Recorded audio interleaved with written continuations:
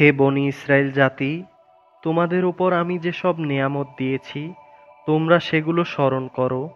আমার আনুগত্যের ওয়াদা তোমরা পূর্ণ করো। আমিও এর বিনিময়ে তোমাদের দুনিয়া ও আখিরাতের পুরস্কারের ওয়াদা পূর্ণ করব, এবং তোমরা একমাত্র আমাকেই ভয় করো।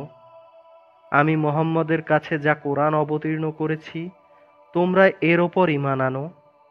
এটি তোমাদের কাছে যা কিছু আছে তার সত্যায়নকারী। তোমরা কিছুতেই এর প্রথম অস্বীকারী হয়ো না, এবং বৈষয়িক স্বার্থে সামান্য মূল্যে আমার আয়াতসমূহকে বিক্রি করো না, এবং তোমরা শুধু আমাকেই ভয় করো।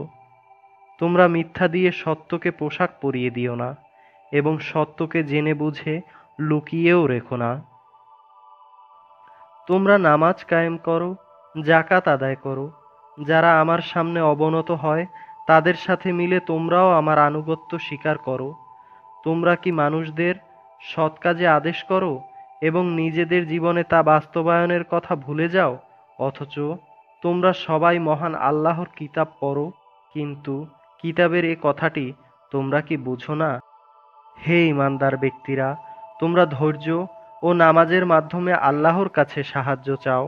যাবতীয় হক আদায় করে নামাজ কায়েম করা অবশ্যই একটা কঠিন কাজ, কিন্তু যারা আল্লাহকে ভয় করে তাদের কথা ভিন্ন। যারা জানে একদিন তাদের সবাইকে তাদের প্রভুর সামনাসামনি হতে হবে এবং তাদের সবাইকে তার কাছে ফিরে যেতে হবে, তার জন্যে এটা কঠিন কিছু নয়। হে বনী ইসরাইল জাতি, তোমরা আমার সেই নিয়ামতের কথা স্মরণ করো যা আমি তোমাদের দান করেছি। সেই নিয়ামতের একটি ছিল আমি তোমাদের সৃষ্টিকুলের ওপর প্রাধান্য দিয়েছিলাম। হে ঈমানদার ব্যক্তিরা, তোমরা সে দিনটিকে ভয় করো যেদিন একে অপরের কোনোই কাজে আসবে না। একজনের কাছ থেকে আরেকজনের পক্ষে সেদিন কোনো সুপারিশ গ্রহণ করা হবে না। কাউকে ছাড় দেওয়ার জন্যে কারো কাছ থেকে কোনো মুক্তিপণ নেওয়া হবে না, না তাদের সেদিন কোনো রকম সাহায্য করা হবে। স্মরণ করো যখন আমি তোমাদের ফেরাউনের লোকদের দাসত্ব থেকে মুক্তি দিয়েছিলাম। তারা তোমাদের ওপর ভীষণ অত্যাচার করত। তারা নিকৃষ্ট শাস্তি দ্বারা তোমাদের যন্ত্রণা দিত। তারা তোমাদের পুত্র সন্তানদের হত্যা করত এবং তোমাদের কন্যাদের তারা জীবিত রেখে দিত। তোমাদের প্রভুর পক্ষ থেকে এতে তোমাদের জন্যে বড় একটা পরীক্ষা নিহিত ছিল।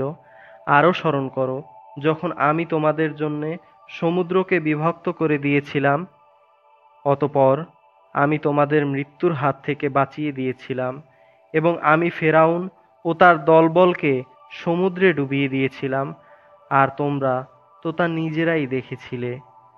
আরও স্মরণ করো যখন মূসাকে আমি বিশেষ একটি কাজের জন্যে 40 রাত নির্ধারণ করে দিলাম। তার যাওয়ার পর তোমরা একটি বাছুরকে ইলাহ রূপে গ্রহণ করে নিলে।